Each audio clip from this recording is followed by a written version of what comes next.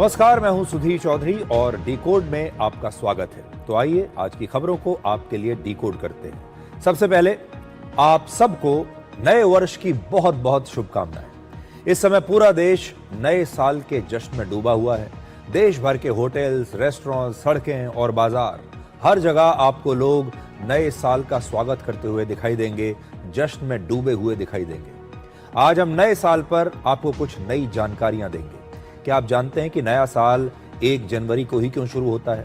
क्या आप ये जानते हैं कि 1 जनवरी से 31 दिसंबर का ये कैलेंडर ग्रेगोरियन कैलेंडर कहलाता है और ये ईसाई देशों का कैलेंडर है? क्या आप जानते हैं कि हिंदू नववर्ष ग्रेगोरियन कैलेंडर से अलग होता है? और क्या आपको याद है कि हिंदू नववर्ष हमारे देश में कब शुरू होता है? आप में से कितने लोगों ने हिंदू नववर्ष को भी वैसे ही धूमधाम से मनाया जैसे आप हैप्पी न्यू ईयर कहकर इस नव वर्ष को मना रहे हैं? इसके बाद आपको ईरान की महंगाई दिखाएंगे, जहां एक यूएस डॉलर की कीमत करीब 12.5 लाख रियाल के आसपास पहुंच गई है और वहां महंगाई दर लगभग 48% है। अब ईरान में इस महंगाई के खिलाफ बड़े स्तर पर विरोध प्रदर्शन हो रहे हैं। और आखिर में हम आपको आलोका नाम के एक भारतीय कुत्ते की कहानी सुनाएंगे जो इस प्रतीक बन गया है।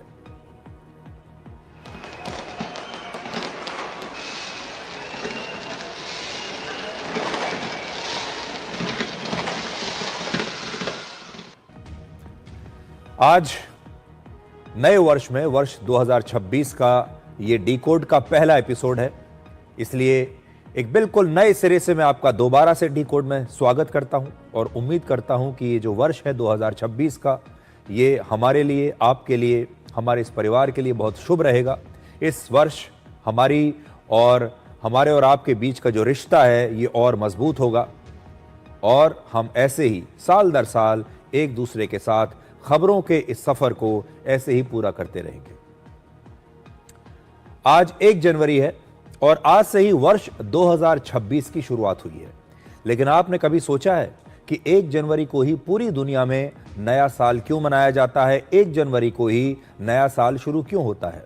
असल में यह परंपरा रोमन साम्राज्य से आई है और वर्ष 45 ईसा पूर्व यानी आज से 2070 साल पहले रोमन साम्राज्य के प्रसिद्ध शासक जूलियस सीजर ने जूलियन कैलेंडर की शुरुआत की थी। जूलियन कैलेंडर इसलिए उन्हें कहा जाता है क्योंकि ये जूलियस सीजर के नाम पर इसका नाम रखा गया है। इस कैलेंडर में पहला महीना जो रखा गया था उसका नाम था जनवरी और यह नाम रोमन गॉड जेनस से आया। माना जाता था कि जेनस के 2 चेहरे हैं, एक चेहरा अतीत की तरफ देखता है और दूसरा भविष्य की तरफ, और इसीलिए जेनस को परिवर्तन का प्रतीक माना जाता था, जहां पुराना साल खत्म होता था और नए साल की शुरुआत होती थी। जूलियन कैलेंडर में वर्ष की शुरुआत 1 जनवरी से होती थी और प्राचीन काल और मध्य काल में कई अलग अलग तारीखों को नव वर्ष मनाने की परंपरा रही और कई लोग धार्मिक वजहों से 1 मार्च या फिर 25 मार्च को भी नया साल मनाते थे। ईसाई धर्म में यह भी कहा जाता है कि 25 मार्च को ही सृष्टि की रचना हुई थी, यानी इतिहास में नए साल की जो तारीख है यह समय समय पर बदलती रही है। वर्ष 1582 में पोप ग्रेगोरी द 13th ने एक नए कैलेंडर की शुरुआत की और उन्हीं के नाम पर इस कैलेंडर का नाम ग्रेगोरियन कैलेंडर रखा गया।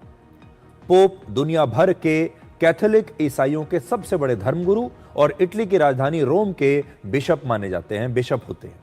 और ग्रेगोरियन कैलेंडर में जूलियन कैलेंडर की गलतियों को सुधारा गया, यानी जूलियन कैलेंडर से ग्रेगोरियन कैलेंडर अलग है।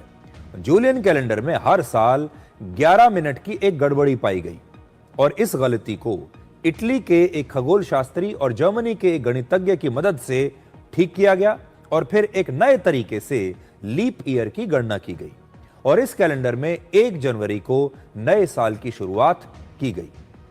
शुरुआत में कई देशों ने इस ग्रेगोरियन कैलेंडर को ईसाई धर्म के खिलाफ माना और रशिया ने तो इस कैलेंडर की उत्पत्ति के 336 वर्षों के बाद इसे अपनाया और बाद में धीरे धीरे पूरी दुनिया इसी कैलेंडर का इस्तेमाल करने लगी और आज भी इस्तेमाल कर रही है।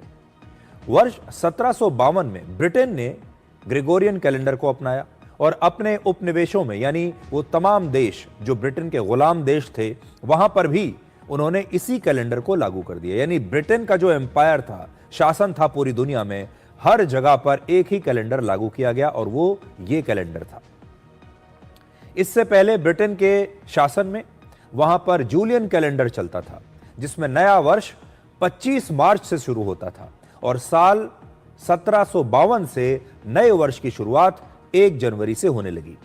इस बदलाव के तहत कैलेंडर से 11 दिन हटा दिए गए और ब्रिटिश सरकार ने इसे कैलेंडर एक्ट 1750 के जरिए लागू किया, यानी बाकायदा एक एक्ट लाया गया। शुरुआत में इस फैसले से लोगों में काफी गुस्सा था और उन्हें लगा कि साल के 11 दिन उनसे छीन लिए गए हैं।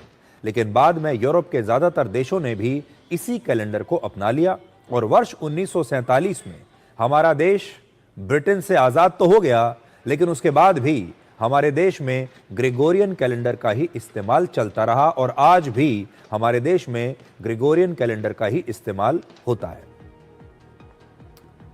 तो आज जो आप नया साल मना रहे हैं, ये ग्रेगोरियन कैलेंडर का नया साल है, जिसमें 1 जनवरी से नया साल शुरू होता है और इसीलिए आज पूरा देश और पूरी दुनिया एक दूसरे को हैप्पी न्यू ईयर कह रही है। ये सीसी है ये। देखिए, भारत में 100 करोड़ से ज्यादा हिंदू हैं, लेकिन क्या आप जानते हैं कि हिंदू नववर्ष की शुरुआत कब होती है? आप में से बहुत कम लोगों को यह पता होगा कि सनातन धर्म में मुख्य रूप से 2 कैलेंडर्स हैं। पहला शक संवत, जिसकी शुरुआत वर्ष 78 यानी लगभग 1950 वर्ष पहले हुई थी। यह कैलेंडर सूर्य की गणना पर आधारित है और भारत सरकार के आधिकारिक दस्तावेजों में इसका इस्तेमाल भी होता है और ये कैलेंडर जो है ये दक्षिण भारत में ज्यादा प्रचलित है। इस साल 22 मार्च को शक संवत के नए साल की शुरुआत होगी और वर्ष 1948 की शुरुआत होगी। तो बड़ी बात यह है कि इस कैलेंडर के हिसाब से हमारा जो नया साल आएगा, नव वर्ष, वो आएगा 22 मार्च को और 22 मार्च को इस कैलेंडर के हिसाब से वर्ष जो शुरू होगा वो 1948 का वर्ष शुरू होगा। जैसे अंग्रेजी कैलेंडर के हिसाब से 2026 है, उसी प्रकार से हमारा जो कैलेंडर है उसके हिसाब से वर्ष 1948 की शुरुआत होगी। दूसरा जो हिंदू कैलेंडर है वो है विक्रम संवत। इसकी शुरुआत 57 ईसा पूर्व यानी 2082 वर्ष पहले हुई थी।